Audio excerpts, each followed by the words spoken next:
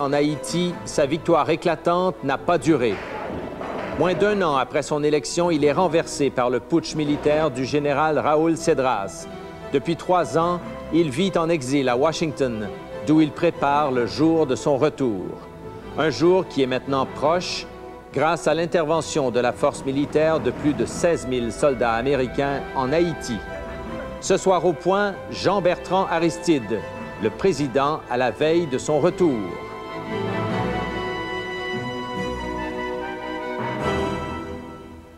Bonsoir, bienvenue au point. Ce soir, à la veille d'un triste anniversaire pour Haïti, le 3e anniversaire du renversement du président Aristide par un coup d'État militaire, nous allons consacrer toute l'émission à la situation en Haïti. D'abord, celui qui nous a fait l'honneur de participer à une grande partie de cette émission et qui est en ligne avec nous à Washington, le président Jean-Bertrand Aristide. Bonsoir, président Aristide. Bonsoir.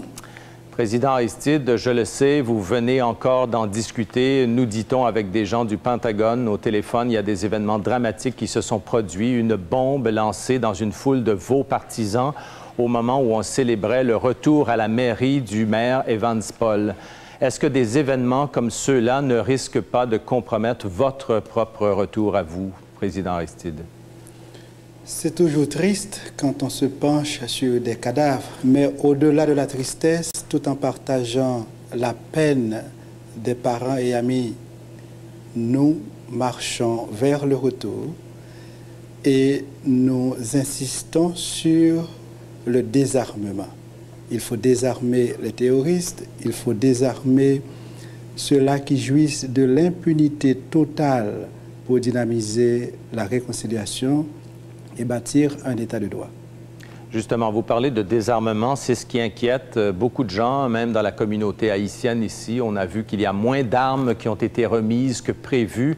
Ça fait 1 semaine que vous avez confié la mission d'assurer la transition vers le pouvoir normal à votre délégué, le général Jean Belliot. Qu'est-ce qu'il vous dit? Quel rapport vous fait-il et comment des événements comme ceux d'aujourd'hui arrivent-ils à se produire?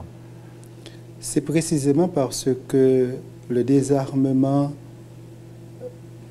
est nécessaire. On a déjà commencé à désarmer certaines personnes, mais ça va lentement.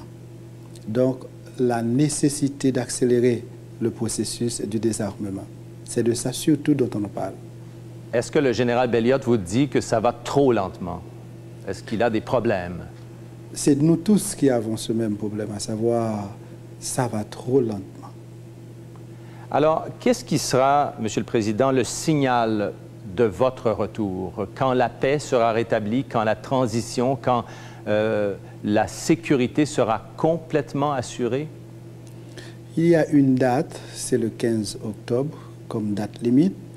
J'aurais souhaité que bien avant le 15 octobre, les putschistes se retirent, ceux qui doivent partir, qu'ils partent. Et dans la paix, nous pourrons rentrer, comme je l'ai dit, dynamisant le processus de réconciliation, construisant un état de droit. Mais le 15 octobre, quelle que soit la situation de la sécurité dans le pays, vous retournez? Je suis persuadé que j'y serai, ou le 15, ou même avant le 15. Avant le 15, qu'est-ce qui donnera le signal? Les Américains ou vous? Comment ça fonctionnera? Le départ des putschistes.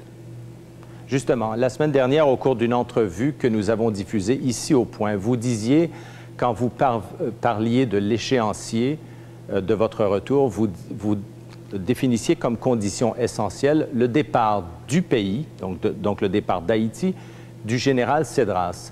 Il y a beaucoup de confusion ces temps-ci, que d'ailleurs le général Cedras entretient lui-même.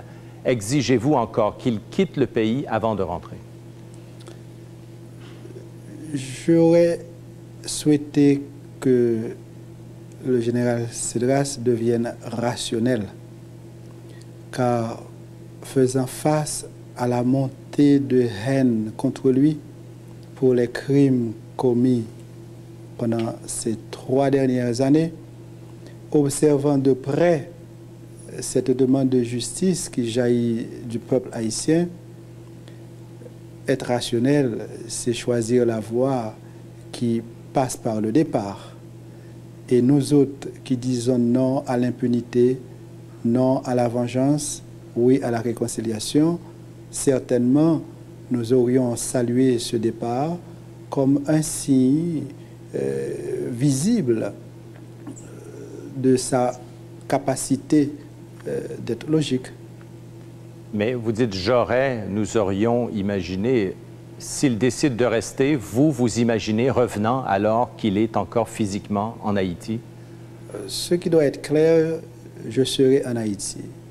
Maintenant, en attendant d'y arriver, je pense que de son côté, il peut essayer de jouer pour créer la confusion en parlant d'un éventuel état de fait. Il y reste.